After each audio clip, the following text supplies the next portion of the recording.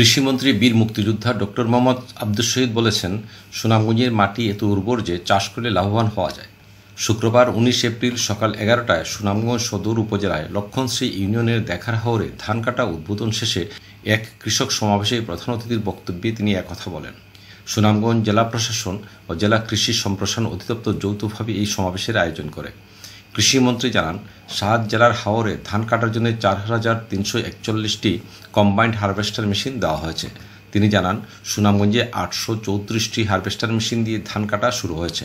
কৃষিমন্ত্রী জানান, কৃষকরা যাতে তাদের উৎপাদিত ধানের ন্যায্য মূল্য পান সেই ব্যবস্থা করা হবে। তিনি আরও বলেন, খাদ্যের জন্য আমাদের অন্যের উপর নির্ভর করলে চলবে না, তাই আমাদেরকে খাদ্য উৎপাদন বাড়াতে হবে। আমরা কারো কাছে হাত পাতব না।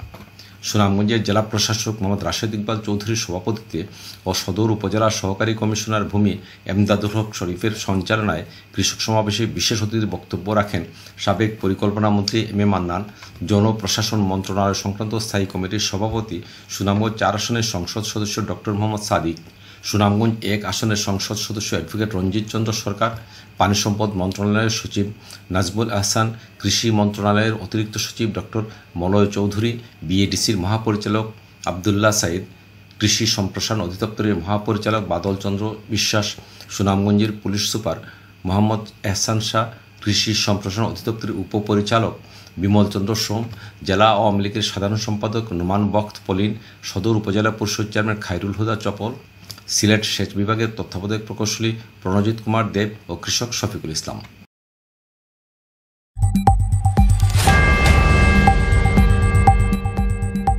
আমরা ওনার বাড়িতে গিয়েছি, ওনার মসজিদে যে পঞ্চায়েত ওনাদের কাছে আমরা বিচার দিয়ে আসছি যে আমাদের দেশের বিভিন্ন জায়গায় বিভিন্ন মানুষের টাকা আত্মসাৎ করছে।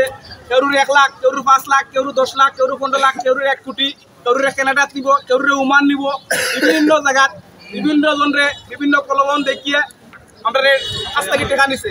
সিলেটের জকিগঞ্জ উপজেলায় বিদেশে পাঠানোর প্রলোভন দেখিয়ে বিভিন্ন জনের নিকট থেকে কোটি টাকা আত্মসাৎকারের গ্রেপ্তার ও শাস্তির দাবিতে মানববন্ধন করা হয়েছে। শুক্রবার বাদজুমা উপজেলার শাহগলি বাসস্ট্যান্ডে প্রতারণার ফাঁদে পড়ে ক্ষতিগ্রস্ত বিপুল সংখ্যক মানুষ এই কর্মসূচি পালন করেন। মাওলানা আব্দুস সালামের সভাপতিত্বে ও আলমগীর হোসেনের পরিচালনায় মানববন্ধনে বক্তব্য রাখেন রাকিব হোসেন আল আমিন, শিপু আহমদ ও অন্যরা। বক্তারা অভিযোগ করেন, বিভিন্ন উপজেলার শতাধিক মানুষকে বিদেশে পাঠানোর নিশ্চয়তা দিয়ে জকিগঞ্জ উপজেলার বারোহাল ইউনিয়নের শরীফাবাদ গ্রামের নুরুদ্দিনের ছেলে শাহজাহান আহমেদ কোটি টাকা আত্মসাৎ করে পালিয়ে গেছে। তারা অবিলম্বে এই প্রতারককে খুঁজে বের করে গ্রেপ্তার, টাকা উদ্ধার ও তার উপযুক্ত শাস্তি নিশ্চিত করার দাবি জানান। আমি মাননীয় প্রধানমন্ত্রীর কাছে জননেত্রী শেখ হাসিনা আমার অত্যন্ত আস্থা ওনার কাছে যে উনি এই চক্রকে অত্যন্ত একটা শাস্তির আওতায় নিয়ে আসবা।